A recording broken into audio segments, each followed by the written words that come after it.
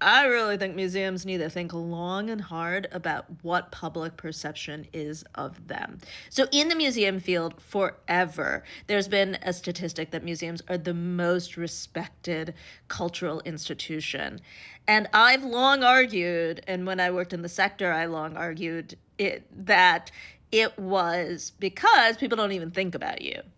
That has changed, and I don't think museums realize it.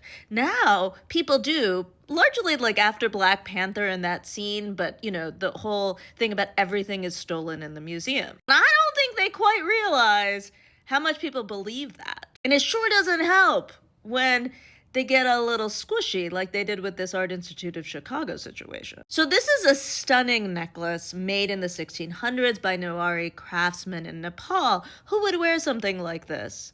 God. That necklace was meant to adorn an idol of Telugu Bhavani, and it was commissioned by the king. So King Pratapamala commissions it. It has been there. How does it get to Chicago, you ask? Because of these two, who also had a stolen Picasso, and they never admitted wrongdoing, but had to pay the family of the Jewish original owner of the Picasso, who died in World War II, $6.5 million.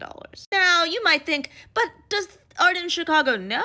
Very much so. So you can see here the credit line for that necklace, gift of the Alsdorf Foundation. But here is the bigger thing. They have returned this other object, also from the Alsdorf Foundation, which was in Nepal, and there's in situ images of it.